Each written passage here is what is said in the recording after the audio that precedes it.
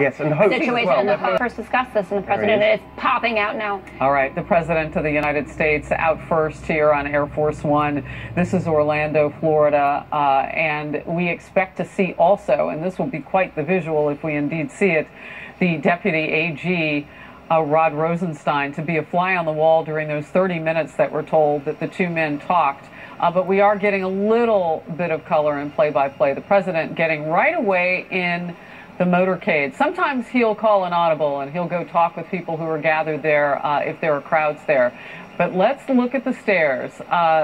Kennedy, can you imagine collusion? There was no collusion, was what the president said, getting on board Marine One, and then 30 minutes conversation with these two men. You see the president there next to Governor Rick Scott. Is he smiling? Do we know? No, Rosenstein appears to have very positive body language. He appears to be smiling. He has certainly dodged this round and has emerged with a rose. Harris? Hogan Gidley from the White House press team has told us that when asked the question, does Rod Rosenstein still have a job? The answer is yes. And again, like I said, sometimes the president will call an audible. So he was going to get into the motorcade, and now he is out with the governor of Florida, Rick Scott, now meeting with people. You see the attorney general for the state, Pam Bondi, over the president's left shoulder there. And a big supporter of the president. Absolutely. Reciprocated. And so we are watching, and hopefully we'll learn soon what the conversation was like with the Deputy AG, Rod Rosenstein. But for right now, the president greeting people on the tarmac as he always does. Yep. Sometimes you'll hear some audio, so we'll ask our team to kind of ride the audio and tell us if we can hear the president.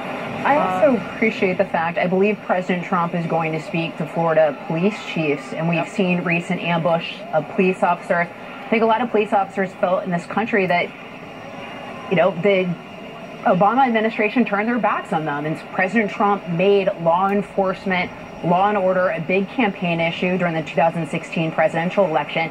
And I think he's kept his promise to law enforcement. And so I'm glad that he's there today, letting them know that they have the support of the Trump administration and Americans. And remember, this is a really midterms loom over everything, and this is an incredibly important race. This Florida Senate race. You have Rick Scott there, who's mounting a really serious challenge to Bill Nelson, and I think that I've always said from the beginning that this one could be the one. What swings it? Well, I think that it's very close. Rick Scott was just ahead. I think Bill Nelson has got a bit of a bump. Yeah, from he's up a couple points. We were discussing this, Jessica, from the surprise winner of the governor primary on the Democratic side. Campaign Andrew I want to jump in with this because our team is listening so closely in our control room, and of course they can hear better than we can. The president was just asked how his conversation went with the AG Rosenstein, and he said, great. You're on the ground here, as Lisa has pointed out, with your police chiefs, and you've got your deputy attorney general with you. You've got the Attorney General of Florida, and you've got someone who's facing a tough battle, as we're pointing out, as Governor Rick Scott. This is more than your typical sort of let's sit down and have a rally. There are a lot of pieces to this, Steve. Yeah, exactly. I think that the political ramifications of this of the Rosenstein thing won't last that long, because it feels to me as if in terms of the midterms, I don't think that that's going to be a big factor. I think we'll be off that conversation pretty soon. And it also allows the president to show off a little bit of political diplomacy with Rosenstein, because Democrats would love nothing more than for Rosenstein to be unfairly fired so they could have another campaign wedge issue. But here the president is reaching out to him. He has extended the storyline a couple of weeks here with all of the but I suspect one of the main topics of the conversation will be timing of a different kind. In other words, if you can imagine the president saying, what the hell is going on with this probe that you are supervising? When are we going to get something? What's the plan?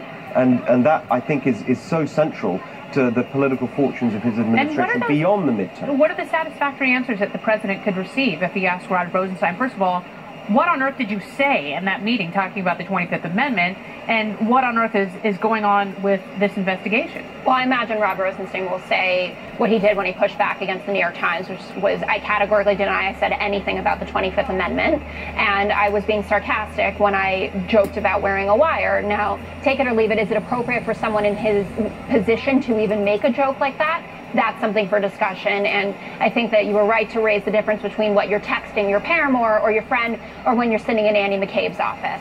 Now, we know from what's gone on with Andy McCabe that that maybe wasn't the most professional environment out there, wow. But I imagine that, you know, he probably said to the president, I didn't say 25th Amendment, I was joking there. I take my job I said it and I was joking. The two can't be the same. Right, and I take my job very seriously. I will not be rushing Bob Mueller, but, you know, take it from me, I've worked here a long time. I'm taking it as seriously as possible. And we are going to have to scoot to a break, and the president is the backdrop right now, and let's bring him back into the foreground as he gets into the motorcade.